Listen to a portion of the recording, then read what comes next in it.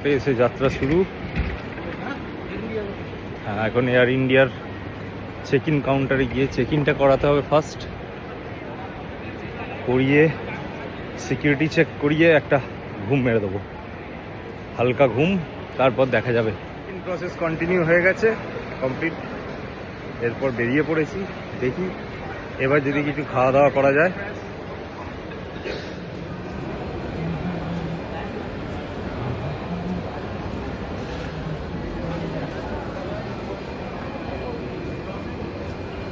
দেড় ঘন্টা সময় আছে, কলকাতা এয়ারপোর্টটা এক্সপ্লোর করব, যেটা কোনো দিন করা হয় না। আজ একটু ঘুরে ফিরে দেখব চারদিকটা কেমন আছে না আছে কলকাতা এয়ারপোর্ট।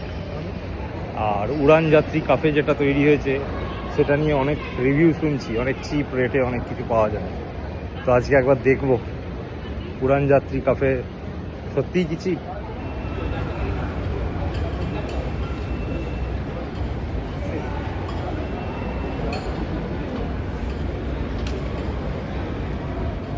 খুব গলা শুকিয়ে গেছে, একটা কোক নিতে হবে, দেখি। একটা কোক দুটো নিলাম, 100 টাকা পড়লো। এবারের ট্যুরটা নিয়ে বলি, এবারের ট্যুরটায় দুটো শহর কভার করব, ইন্দোর, গোয়ালিয়র। গোয়ালিয়র আমি কোনোদিন যাইনি, খুব ইচ্ছা আছে গোয়ালিয়রটা দেখার, কেমন জায়গা। গোয়ালিয়রের কেল্লাটা দেখার জন্য খুব উদ্গ্রীব হয়ে আছি। আমি সকলের সাথে শেয়ার করব আপনাদের সাথে। গোয়ালিয়রটাই আমার কাছে এখন লক্ষ্য। ইন্দোর যাব আজকে, 2 দিন থাকবো ইন্দোরে।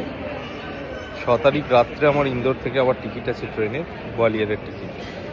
দেখা যাক, গোয়ালিয়রের শহরটার জন্য খুব থ্রিল্ড। শুরু হয়ে গেছে, 18 নম্বর গেটে বোর্ডিং হবে, যাই।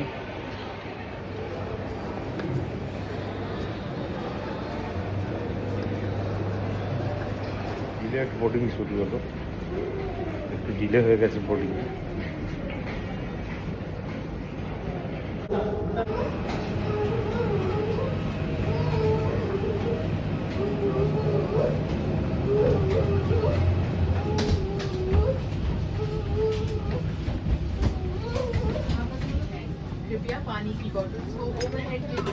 বোর্ডিং হয়ে গেছে,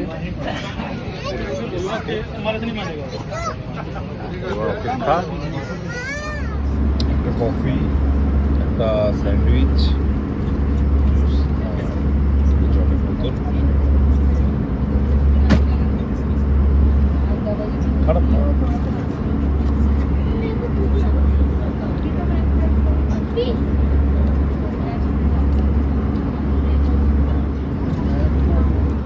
পৌঁছে গেছি ইন্দোর দেবী হোলকাবাই হোলকারে।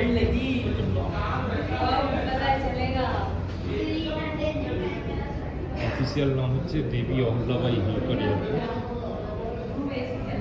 জাস্ট আমরা ল্যান্ড করেছি, প্যাকেজ কালেকশন, তারপর ট্যাক্সি করে আমার হোটেল আছে দ্য ক্লার্ক সিন, বিজয়নগর বলে একটা এরিয়া আছে, ওখানেই আমার হোটেল।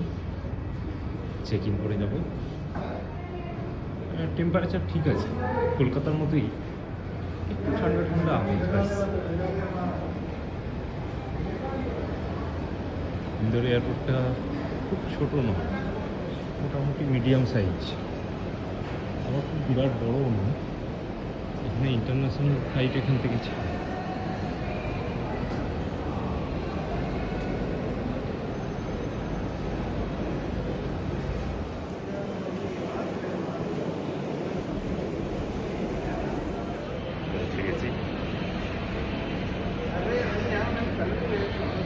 ইন্দোর কিন্তু 6বার পরপর 6বার ইন্ডিয়ার সব থেকে পরিষ্কার শহর, cleanest city of the India, এই পুরস্কার পেয়েছে। তো সেই জন্য ইন্দোরকে পরিষ্কার পরিচ্ছন্ন শহর বলা যেতে পারে।